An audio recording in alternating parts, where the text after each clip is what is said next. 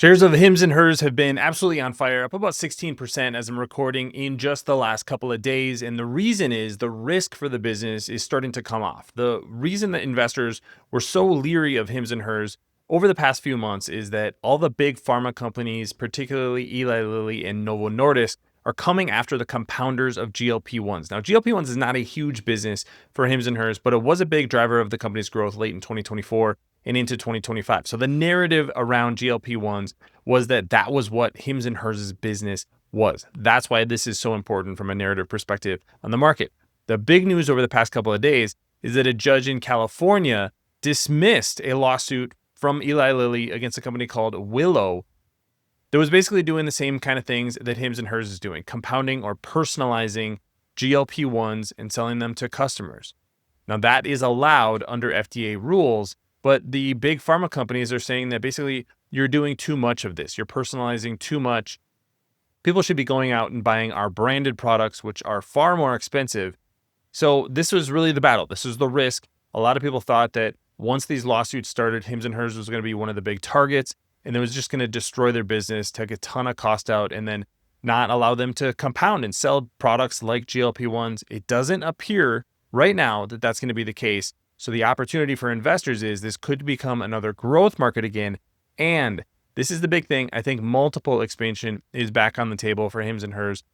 But let's dig into everything that we know right now. My name is Travis Hoium. Thanks for watching Asymmetric Investing. Please subscribe here on YouTube for all my content. And if you want to know more about Hims and Hers and all the stocks that I'm buying, check out Asymmetric Investing. There's a link on the screen and a link in the show notes. Hims and Hers is the third largest holding in that asymmetric portfolio. It has crushed the market over the past couple of years since it started. It started that portfolio from zero. So showing exactly how to build a portfolio on your own with just investing one time per month. Love to have you as part of that community there. And I want to thank this video sponsor, Fiscal AI. Go to fiscal.ai/ASYM if you're interested in checking out their portfolio for 2 weeks for free. You can get 15% off if you like what you see there. You're going to see Fiscal AI throughout this video.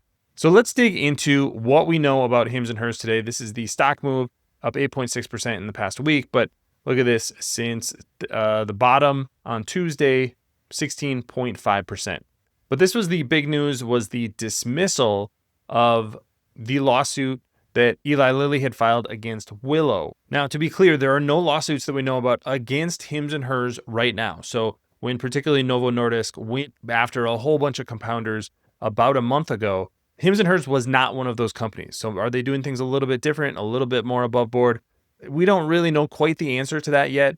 But if there was a bunch of rulings against these compounders, and that would increase risk for Hims and Hers. Well, let's go through at least some of these details. Since 2023, Novo and Lilly have filed a whole bunch of lawsuits.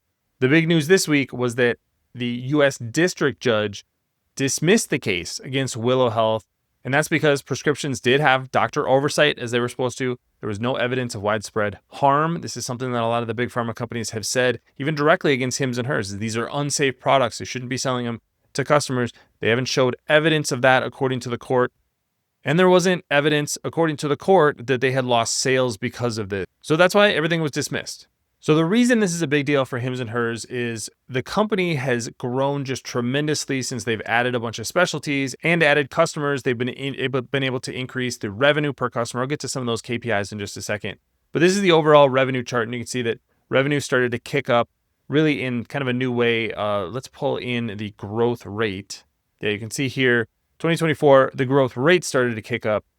This was over 100% for a couple of quarters. And operating margins are increasing as well. Operating margins just went positive last year. They have now kicked up. Management thinks they can improve those operating margins 1 to 3% per year. So everything's kind of moving in the right direction for Hims and Hers. But what happened at the end of Q1 is the shortage for GLP-1s was ended. That means that the sales for GLP-1s, they could still personalize those products, but they couldn't sell available branded dosages. So what you see happen is their growth kind of slowed down just a little bit in the second quarter, and their average online order volume actually declined. So people were not ordering these big orders of GLP-1s. They were going back to products that they were maybe ordering 6 months or a year ago. Some hair loss products, some ED products, some of the other specialties that Hims and Hers has. So that's why there was this big tailwind of growth, not only adding new customers, but those customers spending more money on Hims and Hers in late 2024. That ended in the second quarter. That was the risk that investors see is slowing growth. The other risk is that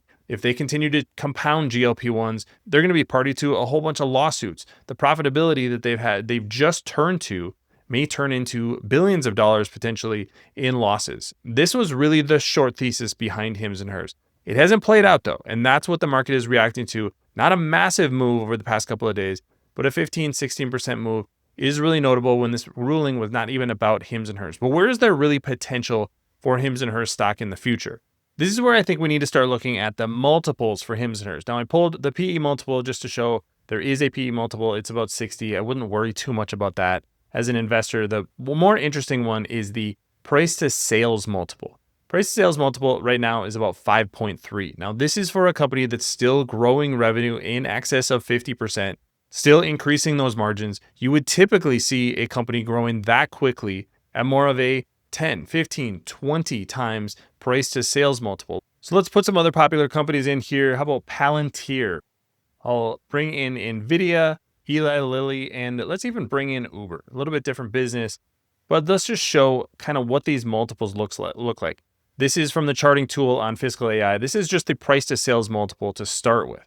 Now, price to sales multiple, the lowest company here is Uber, 4.1, not much higher. Hims at about 5. But look at some of these other companies.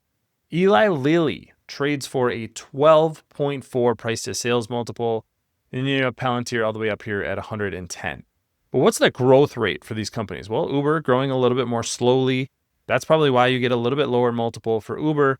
But who's the fastest growing company here? Yes, it is Hims and Hers. Out of all 5 of these companies, Hims and Hers is the fastest growing right now. Second fastest growing is NVIDIA. And then you get Palantir and Eli Lilly growing at 38 and 37% respectively over the past year.